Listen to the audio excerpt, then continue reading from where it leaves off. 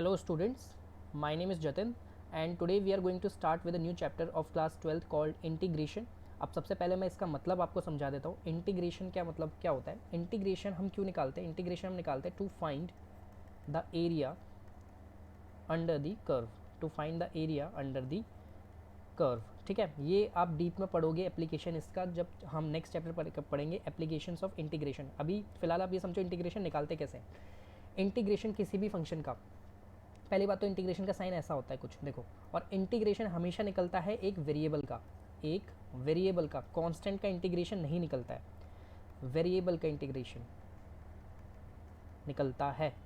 ठीक है, ठीक है. अब वेरिएबल किसको कहते हैं, हम एक्स को कहेंगे. ठीक है, अभी तक हम जितना भी पढ़ रहे हैं वो एक्स की टर्म्स में ही पढ़ते हैं. ठीक है, तो एक्स को हम वेरिएबल कहेंगे यहाँ पे, और बाकी ए बी सी जितने भी अगर आएंगे तो हम उनको कांस्टेंट ट्रीट करेंगे. ठीक है, तो पहली बात तो ये कि इंटीग्रेशन निकलता है किसका है, हमेशा एक वेरिएबल का निकलता है, कांस्टेंट का नहीं निकलता. अब कैसे निकालते हैं ये देखो, इंटीग्रेशन का साइन ये होता है, ये जो बनाया मैंने, तो मैं लिखूंगा कैसे, इंटीग्रेशन ऑफ एक्स ऐसे, इसको कहेंगे हम इंटीग्रेशन ऑफ एक्स. ठीक है, तो इंटीग्रेशन ऐसे निकलते हैं और इसके साइन, इसके बगल में हमें ये डी एक्स लिखना होता है. ठीक है, तो ये होता है इंटीग्रेशन, इंटीग्रेशन ऑफ एक्स. ठीक है, इसका मतलब ये पूरा. ठीक है, अब ये निकालते कैसे हैं, अब देखो एक्स की पावर में क्या है, पावर को 1 प्लस करते हैं. ठीक है, एक्स की पावर अभी यहाँ पे 1 है ना, तो 1 प्लस 1 और नीचे भी 1 प्लस 1. ऐसे कैसे किया मैंने, देखो अगर मान लो इंटीग्रेशन ऑफ एक्स की पावर n है. ठीक है, तो इसका हम इंटीग्रेशन कैसे निकालते हैं, एक्स एन प्लस 1 अपॉन में n प्लस 1. ठीक है, अपॉन में n प्लस 1, जो पावर में ऐड होगा वही डिनोमिनेटर में भी ऐड होगा. ठीक है, ऐसे हम निकालते हैं integration of any individual function. ठीक है, देखो दोबारा देखो, मान लो मुझे इंटीग्रेशन निकालना है एक्स स्क्वायर का. ठीक है, इसका इंटीग्रेशन निकालना है, तो पावर में +1, फिर डिनोमिनेटर में भी वो पूरी टर्म हम लिखेंगे. तो कैसे करेंगे, देखो एक्स 2 + 1 पावर में +1 अपॉन में 2 + 1. ठीक है, तो इसका आंसर हो जाएगा एक्स की पावर 3 अपॉन में 3. ये है प्लस सी आपको लगाना है आंसर में. ठीक है, हमेशा.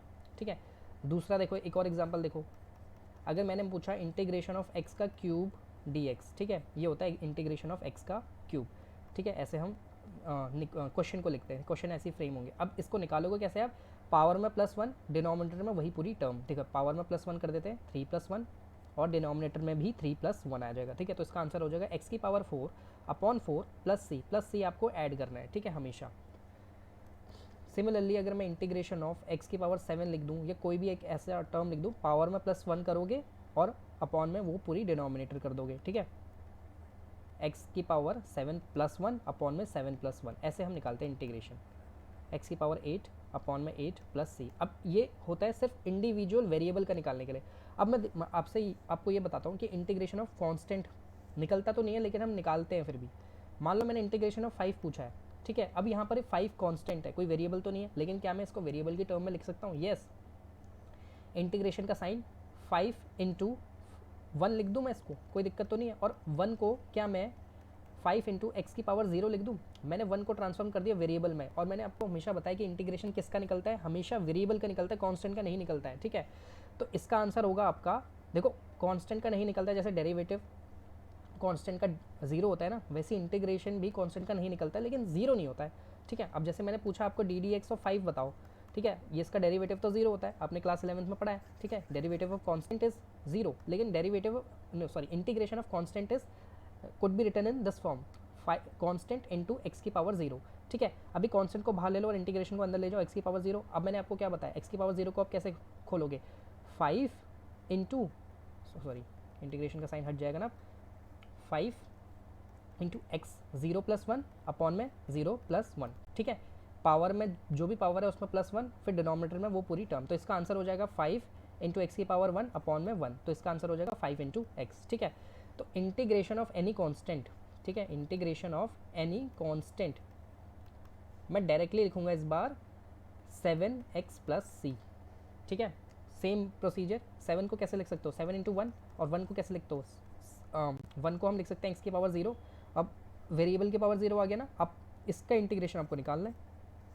ठीक है, कांस्टेंट भारी रहेगा, तो एक्स की पावर 0 + 1 अपॉन में 0 + 1, यानी 1 अपॉन 1 दैट इज 7x. ठीक है, वही मैंने डायरेक्ट लिखा था ऊपर, ये देख लो. ठीक है, आई होप आपको ये समझ में आ गया होगा. अब जैसे मैं आपसे ये पूछूं कि क्वेश्चन है इंटीग्रेशन ऑफ x³ + 7 dx. ठीक है, अगर इसका आंसर आपको निकालना है तो आप कैसे करोगे, पहले तो सेपरेट करोगे इंटीग्रेशन, दोनों को सेपरेट कर लिया, ठीक है, दोनों का इंटीग्रेशन सेपरेट हो गया। अब इसका इंटीग्रेशन, इसका इंटीग्रेशन, सेम मेथड, जो भी पावर है उसमें +1 करो, x की पावर 3 + 1 और डिनोमिनेटर में भी वो पूरी टर्म 3 + 1, ठीक है, प्लस 7, 7 का इंटीग्रेशन मैंने आपको बताया 7 इंटू एक्स की पावर 0 लिखोगे, फिर अब इसका तो आंसर पहले लिख देते हैं, x की पावर 4 और यहाँ करोगे आप 7 बाहर, x की पावर 0 + 1, अब ये इंटीग्रेशन का साइन हट जाएगा, ब्रैकेट आ जाएगा, और 0 + 1, ठीक है। तो इसका आंसर, फाइनल आंसर क्या हो जाएगा, x की power 4/4 plus 7x plus c आपको ऐड करना है, ठीक है, ये कन्वेंशन है, c हम ऐड करते हैं, ठीक है। तो इसका आंसर ये हो गया। एक और क्वेश्चन कर लेते हैं इसकी, इसी बेस पे, जैसे मैंने लिख दिया y की पावर 5 प्लस 7y dy, ठीक है। अब जो वेरिएबल है ना वही यहाँ पे d के साथ होना चाहिए, ठीक है। अब इसका इंटीग्रेशन अब करना है, पहले अलग अलग करो, y की power 5 dy plus 7y dy, ठीक है। अब इसका तो अब ईजी है, y की पावर 6/6 डायरेक्टली लिख दूँ मैं इस बार, ठीक है। अब इसका 7 पहले बाहर ले लो और फिर इसका इंटीग्रेशन करना है आपको, ठीक है। तो y 6/6 प्लस 7y² अपॉन में 2, 1 + 1, क्योंकि y की पावर कुछ नहीं तो 1 तो है, ठीक है। तो 1 + 1, पावर में +1 और डिनोमिनेटर में वही पूरी टर्म, तो ये हो गया इसका फाइनल आंसर आपका, प्लस c आप लगा देना लास्ट में, ये हो जाएगा, ठीक है। तो आई होप आपको इंटीग्रेशन ऑफ इंडिविजुअल फंक्शन समझ में आ गया होगा। इंडिविजुअली हमने देखो ब्रेक किया ना यहाँ पे भी, ठीक है। तो इंडिविजुअल तो आपको समझ गए, अब कुछ स्टैंडर्ड फॉर्मूलेज हैं वो आपको लर्न करने हैं, ठीक है। अब कैसे लर्न करोगे, बार बार लिख के लर्न करोगे, स्टैंडर्ड फॉर्मूले ऑफ इंटीग्रेशन, ठीक है। अब इंटीग्रेशन का एक और मीनिंग आप समझो, मैंने बोला इंटीग्रेशन का मतलब एरिया अंडर द कर्व निकालने के लिए, जो कि हम 9th क्लास में पढ़ेंगे, ठीक है। अब सॉरी नेक्स्ट चैप्टर में पढ़ेंगे, इसी क्लास में नेक्स्ट चैप्टर में पढ़ेंगे, ठीक है। अब इंटीग्रेशन का मतलब मैंने आपको बताया एरिया अंडर द कर्व, ठीक है। अब इंटीग्रेशन निकालते कैसे हैं, ये होता है ना इंटीग्रेशन जो होता है, ये डेरिवेटिव का उल्टा होता है, डेरिवेटिव का उल्टा होता है, ठीक है। इंटीग्रेशन जो होता है वो डेरिवेटिव का उल्टा होता है। जैसे अभी अभी हमने देखा कि मैंने लिखा x का इंटीग्रेशन क्या होता है, x² 2 होता है, ठीक है, यही होता है ना x का इंटीग्रेशन। तो अगर मैं x का इंटीग्रेशन पूछूँ आपसे, तो मैंने क्या बोला, 1 + 1, पावर इसकी 1 है ना, तो 1 प्लस पावर में +1 अपॉन में वही डिनोमिनेटर में, राइट वाले का डेरिवेटिव निकालो। अब आप राइट वाले का डेरिवेटिव निकालो, देखो x ही आएगा, देखो राइट वाले का derivative, I hope you know the how to find the derivative, ठीक है। 1/2 बाहर लिखोगे, x² का डेरिवेटिव होता है 2 × x की पावर 1, ठीक है, पावर में 1 होता है ना, आई होप आपको डेरिवेटिव आता होगा, तो इसका आंसर x आ गया। देखो यही मैं आपको समझाना चाह रहा हूँ कि डेरिवेटिव का उल्टा होता है इंटीग्रेशन। तो जिस फंक्शन को आपने इंटीग्रेट किया है ना, उसका जो आंसर है, जैसे x को मैंने इंटीग्रेट किया, इसका आंसर x² + 2, ये x² + 2 का डेरिवेटिव ही इंटीग्रेशन है, वापस से देख लो, ठीक है। एक और एग्जांपल ले लेते हैं, जैसे x² का इंटीग्रेशन मैंने आपसे पूछा, ठीक है, x² का इंटीग्रेशन मैंने आपसे पूछा, आपने बोला पावर में +1 अपॉन में वही पावर वाली डिनोमिनेटर, ठीक है। तो इसका आंसर हो जाएगा x³ 3, ठीक है। अब आप x³ 3 का डेरिवेटिव निकाल लो, वापस से x² ही आएगा, चेक कर लो आप। अगर मैं आपको निकाल के दिखाऊँ यहाँ पे डेरिवेटिव, आई होप आपको आता है चेन रूल लगाना, 11th क्लास तो पढ़ी है आपने, ठीक है। तो x³ 3 का डेरिवेटिव निकालो अब आप, ठीक है। 1/3 को बाहर लिखोगे, फिर इसमें चेन रूल लगाओगे तो 3x² बनेगा, ये 3 से 3 कैंसिल होगा, x² ही आएगा, देख लो।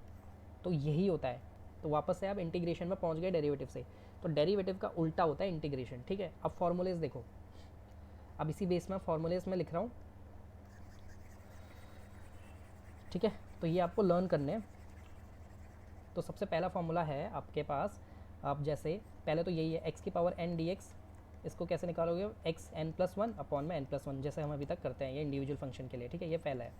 सेकंड है आपके पास e⁻x का इंटीग्रेशन क्या होता है, e⁻x + c, अच्छा प्लस c निकालना मत भूलना, ठीक है, क्योंकि इसका डेरिवेटिव भी यही होता है, e⁻x का डेरिवेटिव क्या होता है, e⁻x, ठीक है। तो उसका इंटीग्रेशन उसका उल्टा हो जाएगा, ठीक है।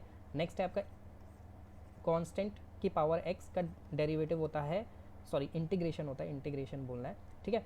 इंटीग्रेशन होता है e⁻x log a + c, ठीक है। ये एज इट इज़ आपको याद करना है, अगर कहीं भी इक्वेशन में फंसे ना e⁻x dx, तो आप डायरेक्ट लिखोगे ये, ठीक है। ये फॉर्मूलाज हैं। साइन x का इंटीग्रेशन क्या होता है, साइन x का होता है -cos x + c, ठीक है, क्योंकि cos x का derivative sin x minus sine x होता है, cos x का डेरिवेटिव माइनस साइन एक्स होता है, ठीक है। तो sin x का इंटीग्रेशन क्या हो जाएगा, माइनस cos x, ठीक है। याद करो इसको, नेक्स्ट पेज में जाना पड़ेगा। 4 हो गए, बहुत सारे हैं, क्योंकि वो डेरिवेटिव का उल्टा ही है तो ईजी होता है याद करना। अब cos x का इंटीग्रेशन क्या हो जाएगा, sin x का तो माइनस cos x का होता है sin x प्लस c, क्योंकि sin x का डेरिवेटिव क्या होता है, cos x, ठीक है। सिक्स्थ देखो, अब सिक्स्थ है आपके पास secant square X D x, ठीक है, secant square X D X. अब मैं आपसे अगर ये पूछूँ कि सीकेंड स्क्वायर एक्स किसका डेरिवेटिव होता है, तो शायद आपको पता होगा कि ये 10x का डेरिवेटिव होता है, ठीक है। तो सीकेंड 10x का डेरिवेटिव सीकेंड स्क्वायर एक्स होता है ना, तो सीकेंड स्क्वायर एक्स का इंटीग्रेशन क्या हो जाएगा, 10x प्लस सी, उल्टा, ठीक है, रिवर्स आना है अब आपको। 7, आई होप आपको ये समझ में आ रहा होगा। Cosec square X D X, इसका इंटीग्रेशन क्या हो जाएगा, माइनस कॉट एक्स प्लस सी।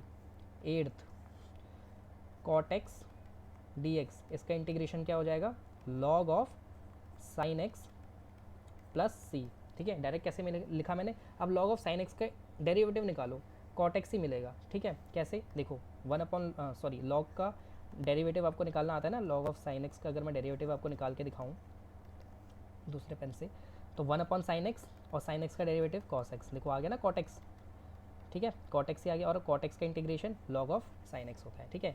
तो यही रिवर्स चलता है, इंटीग्रेशन डेरिवेटिव रिवर्स चलता है एक दूसरे के, ठीक है। 9th में आ जाते हैं अब। 9th है अब आपका 10x। 10x का इंटीग्रेशन क्या होता है, minus log cos x plus C, और इसको मैं क्या लिख सकता हूँ, log ऑफ sec x, ठीक है, दोनों। अब मैं क्यों लिख सकता हूँ ये, देखो ध्यान से देखो, मैंने आपको बोला है कि डेरिवेटिव का उल्टा होता है इंटीग्रेशन, तो इसका डेरिवेटिव निकालो ज़रा आप, minus log of cos x का डेरिवेटिव निकालो, ठीक है। इसका डेरिवेटिव आप निकालोगे तो -1/cos x into cos x का डेरिवेटिव माइनस sin x, ठीक है। तो आपका आंसर आ जाएगा 10x, ठीक है। वही हम 10x का इंटीग्रेशन भी निकाल रहे थे, ठीक है। तो ये वापस आप इंटीग्रेशन में पहुँच गए 10x से। अब मैंने बोला आपको कि ये जो है ना, ये माइनस जो 10x का इंटीग्रेशन है minus log of cos x plus C, इसको मैं log sec x भी लिख सकता हूँ। कैसे लिख सकता हूँ, आपको log की प्रॉपर्टी पता है ना, ये जो साइड में होता है ये पावर में चला जाता है, तो log ऑफ cos x की पावर -1 में लिख सकता हूँ इसको, ठीक है। और ये किसी की भी पावर -1 में है तो मतलब वो डिनोमिनेटर में है, ठीक है। अगर कोई किसी फंक्शन की पावर -1 है तो मतलब वो डिनोमिनेटर में आ जाता है, ठीक है। तो इस और 1/cos x आपको पता ही है sec x होता है, ठीक है। तो इसलिए मैंने यहाँ पे ये दोनों लिखे हैं, minus log of cos x और log of sec x। I hope आपको समझ में आ गया होगा। 10th, कंप्यूटर स्लो हो गया,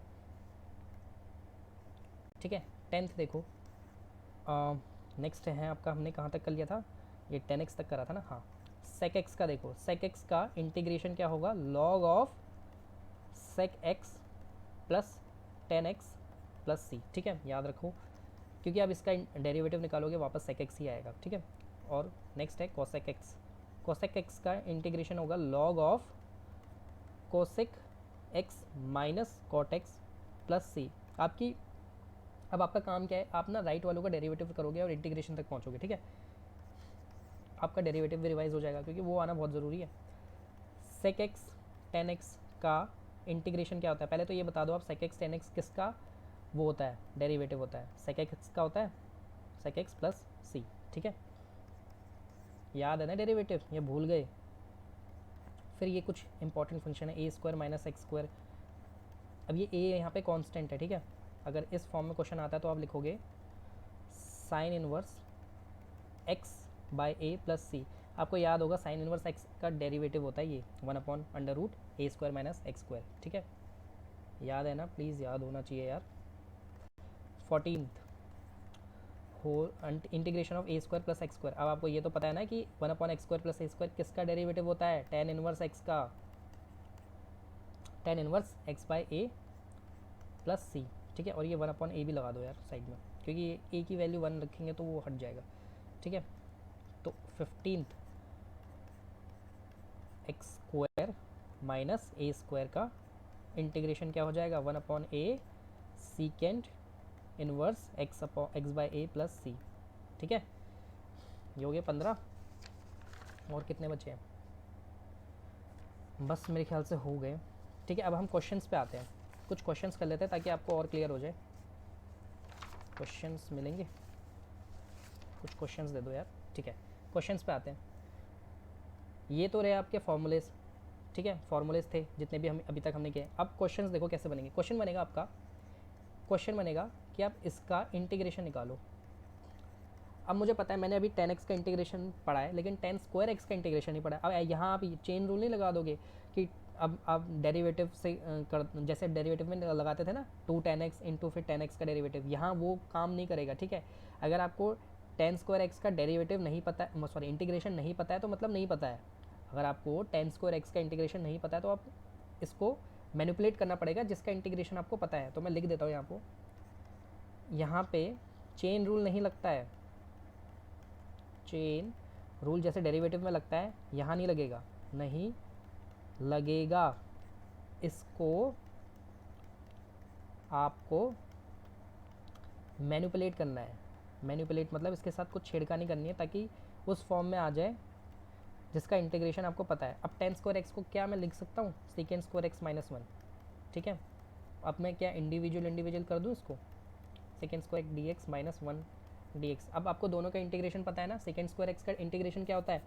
पहले तो ये बताओ सेकेंड स्क्वायर एक्स किसका डेरिवेटिव होता है, 10x का, तो इसका इंटीग्रेशन 10x, क्योंकि उल्टा चलेगा ना 10x। 1 का इंटीग्रेशन कांस्टेंट का इंटीग्रेशन x होता है, अभी भी समझाया।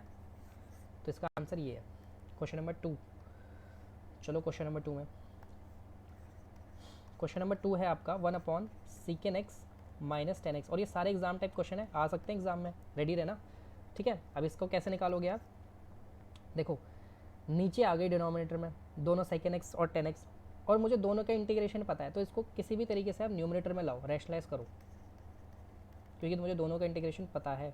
तो रैशनलाइज करोगे आप, रैशनलाइज करोगे तो इसका डिनोमिनेटर क्या है, 1/sec(x माइनस 10x है ना, रिवर्स साइन से मल्टीप्लाई एंड डिवाइड करवा लो, ऐसे करते हैं रैशनलाइज। आई होप आपको पता ही होगा रैशनलाइज, तो आप 10th क्लास से कर रहे हो। ठीक है, और मैथ्स आपने ऑप्ट किया है तो मतलब मैथ्स में इंटरेस्ट भी है। इंटीग्रेशन का साइन लगाना मत भूलना यार, जैसे मैं भूल रहा हूँ ये वाला। ठीक है, ये चलता रहेगा। तो ये हो जाएगा ऊपर आपका sec x प्लस 10x, और नीचे क्या बनेगा, a minus B A plus B का formula, secant square x minus 10 square X, ये 1 होता है। पढ़िए ना आपने 10th क्लास में identity, 1 + 10 square x is equal to second square x होता है। ठीक है, ये आइडेंटिटी पढ़ी है आपने। तो second square x minus 10 square x कितना हो जाएगा, 1 हो जाएगा, it will be 1, right. I hope you remember all these identities. अगर नहीं है तो भाई दिक्कत है, फिर आपका कुछ नहीं हो पाएगा। अब आपके पास नीचे 1 आ गया, ठीक है, और आपके पास यही बचा है, डी एक्स लगाते रहना साथ में। ठीक है, मैं भूल रहा हूँ, आपको नहीं भूलना है। ठीक है, इसके बाद क्या होगा, इसके बाद सॉल्व होगा। कैसे होगा, देखो sec x का sec x, पहले तो आप मुझे ये बताओ कि ये किसका डेरिवेटिव होता है। ये होता है log of sec x plus 10x का डेरिवेटिव sec x होता है। ठीक है, तो इसका इंटीग्रेशन क्या हो जाएगा, sec x का इंटीग्रेशन ये हो जाएगा, और अभी लिस्ट में भी मैंने आपको बताया था। और 10x का मैंने आपको क्या बताया, इंटीग्रेशन 10x का इंटीग्रेशन याद है ना आपको, log ऑफ sec x बताया था, log of sec x plus c, ठीक है, या minus log of cos x। ठीक है, क्वेश्चन नंबर 3, एक और क्वेश्चन देखो, क्वेश्चन है हाँ 1/, इसका इंटीग्रेशन निकालना है 1/cos 2x। ठीक है, इसका इंटीग्रेशन अब आपको निकालना है, खुद ट्राई कर लो। आपने एक फार्मूला पढ़ा है class 11th chapter 3 trigonometry, cos 2x का फार्मूला क्या क्या थे, cos square x minus sine square x, एक फार्मूला ये था। फिर जब इसको cos से डिवाइड कर दोगे cos स्क्वायर x से, तो इसका एक फार्मूला ये बनेगा। ठीक है, याद है ना, ये नीचे 1 है, तो 1 को आप लिखोगे sign square x plus cos square x. ठीक है, फिर डिवाइड कर दोगे डिनोमिनेटर में भी कॉस स्क्वायर एक्स और नीचे भी कॉस स्क्वायर एक्स, तो यही बचेगा 1 माइनस 10 स्क्वायर एक्स और 1 प्लस 10 स्क्वायर एक्स। ठीक है, और इसका फॉर्मूला कौन सा था, 2 कॉस स्क्वायर एक्स माइनस 1, ये भी था। ठीक है यार, ये सब याद है ना आपको, यह मैं ऐसे ही लिखवा रहा हूँ। देखो ये कैसे बना 2 कॉस स्क्वायर एक्स, ये देखो कॉस, इसको देखो आप, कॉस स्क्वायर एक्स को तोड़ो, इसको मत तोड़ो, साइन स्क्वायर एक्स को तोड़ो, कॉस स्क्वायर एक्स को ऐसे लिखो और साइन स्क्वायर एक्स को लिखो 1 माइनस कॉस स्क्वायर एक्स। अब ये फॉर्मूला तो याद है ना कि साइन स्क्वायर एक्स को 1 माइनस कॉस स्क्वायर एक्स लिख सकते हैं। अब खोलो इसको, cos square x minus 1 plus cos square x. ठीक है, अभी कॉस स्क्वायर कितना हो जाएगा, 2 कॉस स्क्वायर एक्स और ये -1, यही लिखा है मैंने यहाँ पे देखो। और क्या लिख सकते हो आप इसको, इसका एक और फॉर्मूला होता है 1 - 2 sin स्क्वायर एक्स। कुछ नहीं करना, जैसे यहाँ मैंने sin स्क्वायर एक्स को खोला ना, वैसे ही आप यहाँ पे cos स्क्वायर एक्स को खोलोगे 1 - sin स्क्वायर एक्स, फिर यही मिलेगा आपको 1 - 2 sin स्क्वायर एक्स। तो ये फॉर्मूले cos 2x के आपको याद है ना, cos 2x is equal to cos square x minus sine square x, this 1 - 10 1 + 10 2 cos square x -1 and 1 - 2 sin square x. ठीक है, ये 4 फॉर्मूले हैं। अब आपको यही कोई फॉर्मूला यूज़ करना है यहाँ पे। तो मैं 1 + cos 2x को क्या लिख सकता हूँ, 2 cos स्क्वायर एक्स लिख सकता हूँ।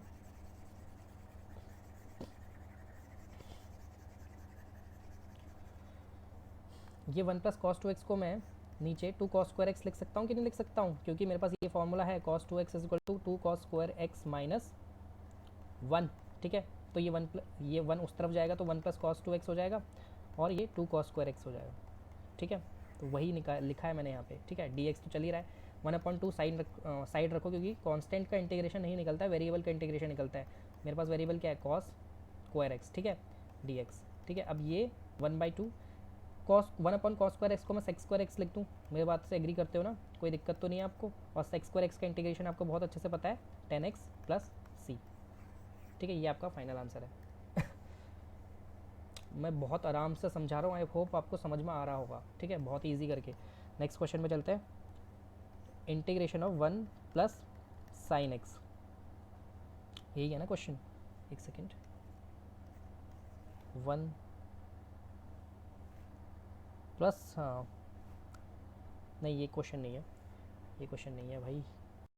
Question, your battery is running low. एक सेकेंड रुको, क्वेश्चंस हैं मेरे पास और। 1 - x, देखो मान लो यही क्वेश्चन है, ये क्वेश्चन अब मैंने लिख ही दिया तो ये क्वेश्चन को ले लेते हैं। ठीक है, अगेन आप क्या करोगे, इसको न्यूमरेटर में क्रिएट करोगे, रैशनलाइज करोगे, रैशनलाइज। ठीक है, रैशनलाइज द डिनोमिनेटर। डिनोमिनेटर का जो साइन है उसके रिवर्स साइन से मल्टीप्लाई एंड डिवाइड कराओ, into 1 - sin x into 1 - sin x। ठीक है, अब ऊपर आपके पास क्या बचा, 1 - sin x, और नीचे आपके पास क्या बचा, a + b a - b 1 - sin square x. ठीक है, a स्क्वायर - b स्क्वायर होता है ना। अब 1 - sin स्क्वायर एक्स आपको बहुत अच्छे से पता है क्या होता है, इसके आगे यहाँ कर रहा हूँ 1 - sin x, ऊपर तो है ही, और नीचे cos स्क्वायर एक्स लिख दूँ मैं 1 - sin स्क्वायर एक्स को। ठीक है, अब इसको मिटा दूँ। अब जब इसको मिटा दूँ तो मेरे पास क्या बचा, मेरे पास बचा, अब डिनोमिनेटर सेपरेट कर लो, 1/cos square x minus sine x upon में cos स्क्वायर एक्स, और dx अब अलग अलग कर लो। ठीक है, ये माइनस है बीच में। अब 1/cos स्क्वायर एक्स को मैं sec स्क्वायर एक्स लिख दूँ, और यहाँ पे मैं क्या लिख दूँ, 1/cos को sec एक्स और 10x। ठीक है, आई होप आपको ये स्टेप समझ में आ गया होगा। साइन अपॉन 2 कॉस है नीचे, तो साइन अपॉन कॉस एक तो 10x हो गया, और एक जो कॉस बचा 1/cos उसको sec x लिख दिया। ठीक है, अब इंटीग्रेशन निकालो इसका। ठीक है, अब ये हो गया आपका सेकेंड स्क्वायर एक्स का इंटीग्रेशन क्या होता है, 10x। यस, क्योंकि 10x का डेरिवेटिव होता है ना, और इसका क्या होता है sec x, यही होता है ना। हाँ यही तो होता है, हाँ सही है भाई। ठीक है, ये आपका फाइनल आंसर लिस्ट में मिल जाएगा आपको, जो मैंने लिस्ट लिखवाई थी सबसे पहले। ठीक है, नेक्स्ट क्वेश्चन, और क्वेश्चन करेंगे हम, टेंशन मत लो आप, क्वेश्चन और दो यार।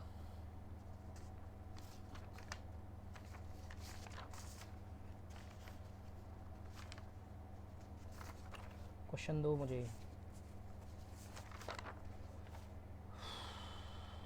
देखो एक क्वेश्चन मिल गया, क्वेश्चन है आपके पास, अब ये बहुत इंपॉर्टेंट है, sine 6x plus cos 6x upon में sine square x cos square x dx। ठीक है, अब आपको मैनिपुलेशन करनी है। मैनिपुलेशन कैसे करोगे आप, इसको लिखोगे आप साइन 6x को लिखोगे आप square into cube plus cos square x cube बार, नीचे तो जो चल रहा है वो चल रहा है। अब आपने एक फॉर्मूला पढ़ा था क्लास 9 में, a³ + b³ का, क्या था फॉर्मूला, फॉर्मूला था a + b a² - ab + b square.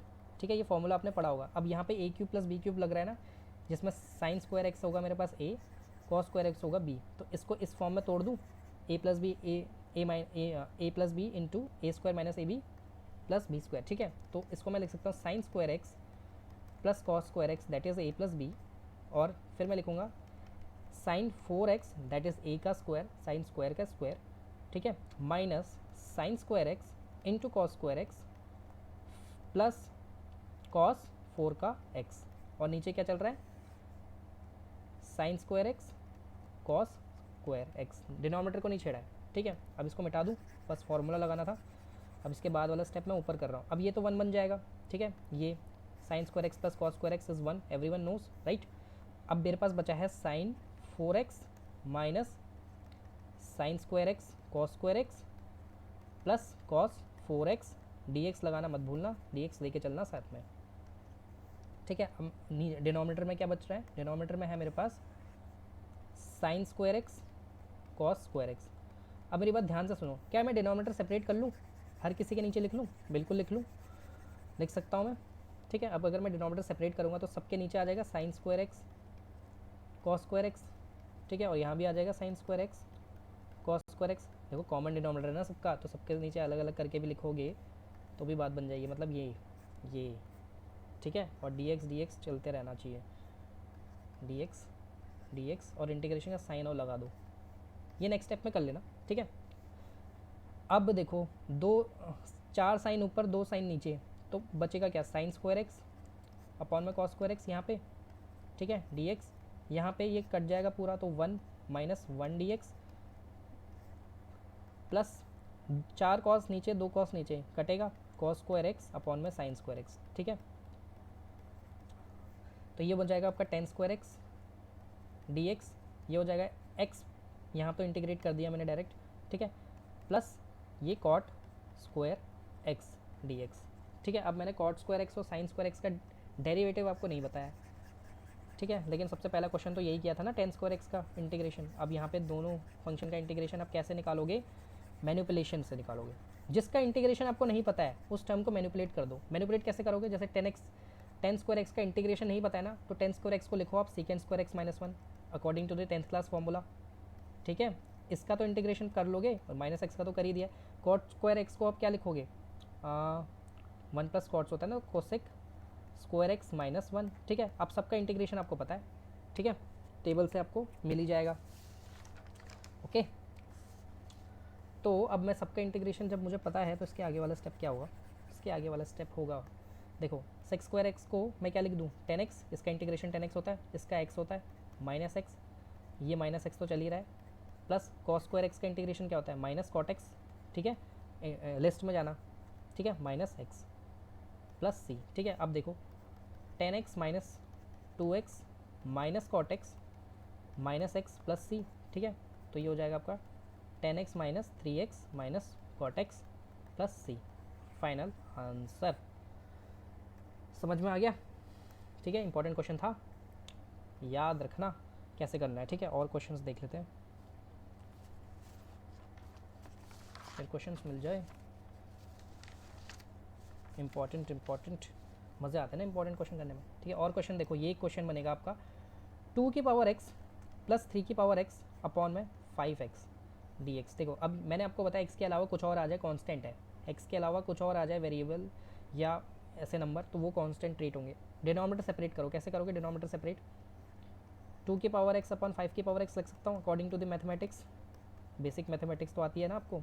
अब इंटीग्रेशन अलग अलग कर दो, 2 5 इसको होल x कर दूँ और 3/5 होल x कर दूँ, तो कोई दिक्कत, पावर में ही चल रहा है x। अब आपको इसका इंटीग्रेशन तो पता है ना, a to the power x का क्या होता है, a to the power x log a plus c, ठीक है, लगा दो यहाँ पे। a का काम कौन करेगा, 2 की पावर 5 और 3 की पावर 5, ठीक है। तो आपका आंसर होगा 2/5 की पावर x अपॉन में log ऑफ 2/5, और इसका आंसर होगा 3/5 की पावर x अपॉन में log ऑफ 3/5, ठीक है, प्लस c, ये फाइनल आंसर। नेक्स्ट इसी टाइप में एक और देखो, है क्या, नहीं अब नहीं है, तो x की पावर 4 अपॉन में x स्क्वायर प्लस 1 dx, ठीक है। अब डिनोमिनेटर में मेरे पास ना क्वाड्रेटिक इक्वेशन बन गई, डिनोमिनेटर में मेरे पास क्वाड्रेटिक इक्वेशन बन गई है, ठीक है। अब मैं क्या करना चाहूँगा, इसको मैनिपुलेट करना चाहूँगा, मैनिपुलेट, मुझे डिनोमिनेटर में कुछ आए पसंद नहीं है, ठीक है।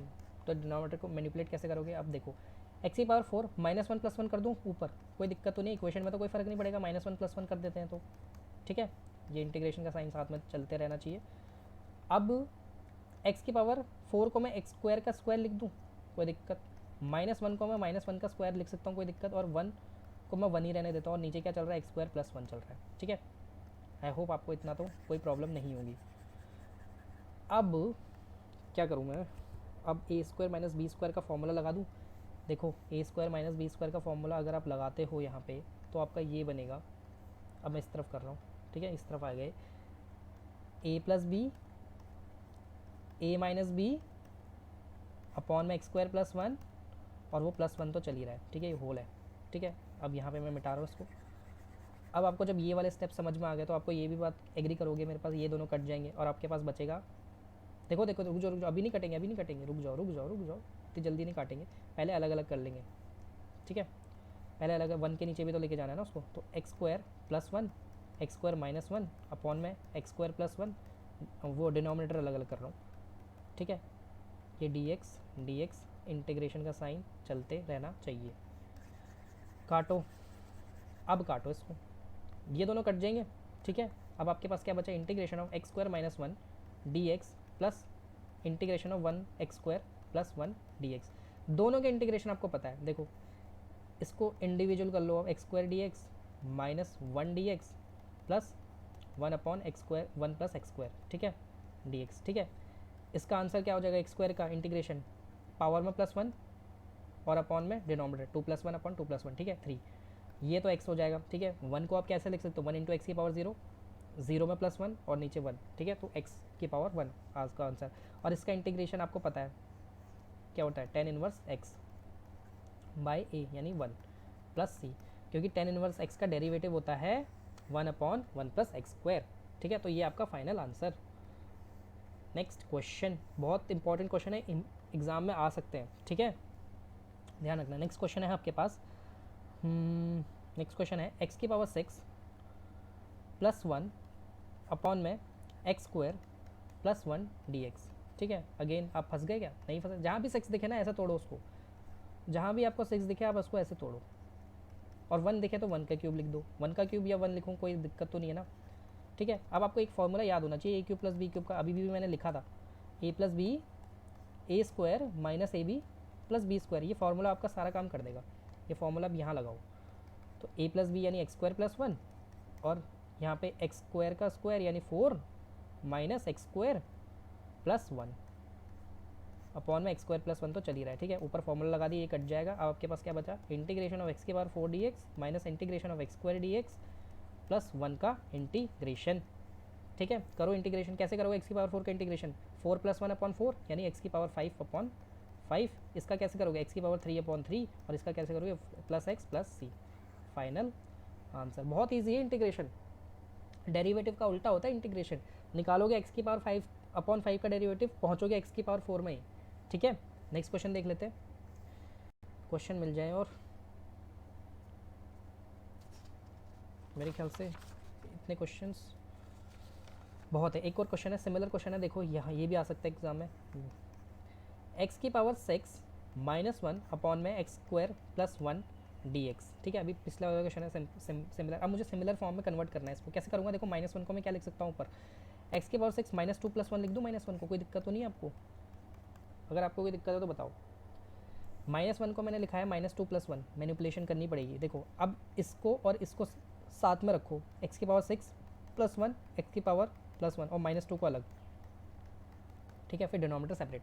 अब इसका इंटीग्रेशन अभी अभी अपने पिछले पार्ट में किया, मैं डायरेक्ट लिख दूँ इंटीग्रेशन पिछले पार्ट को देख के, ठीक है। डायरेक्ट अगर मैं लिखूँ तो इसका आंसर था, वही सिमिलर स्टेप फॉलो करना है आपको, एक्स की power five upon five minus x की power cube upon three plus x, ठीक है, यही था ना इसका इंटीग्रेशन अभी पिछले पार्ट में करा, और इसका आंसर हो जाएगा आपका, टू बाहर लोगे तो one upon x square, one plus x square होगा तो two tan inverse x plus सी, ठीक है। तो यहाँ पे आपका सम स्टैंडर्ड इंटीग्रेशन के क्वेश्चंस हो जाते हैं, एग्जाम में आने लायक है सारे के सारे क्वेश्चंस, ठीक है, कर लेना इस वीडियो को, बहुत इंपॉर्टेंट है। अब आप अपने चैप्टर जो चैप्टर है एनसीईआरटी का, उसकी पहली एक्सरसाइज भी कर सकते हो, बहुत ईजी लगेगी। नेक्स्ट वीडियो में मैं इंटीग्रेशन बाय सब्स्टिट्यूशन इंट्रोड्यूस कराऊंगा, ठीक है। उसकी नेक्स्ट वीडियो में इंटीग्रेशन बाय पार्ट्स, फिर इंटीग्रेशन बाय पार्शियल फंक्शन, फिर कुछ क्वाड्रेटिक इक्वेशन के इंटीग्रेशन। मतलब बहुत बड़ा चैप्टर होने वाला है, लेकिन बहुत इंपॉर्टेंट है, काम आएगा, एप्लीकेशन ऑफ इंटीग्रेशन में भी काम आएगा और आगे भी कई जगह काम आएगा, ठीक है। Thank you so much.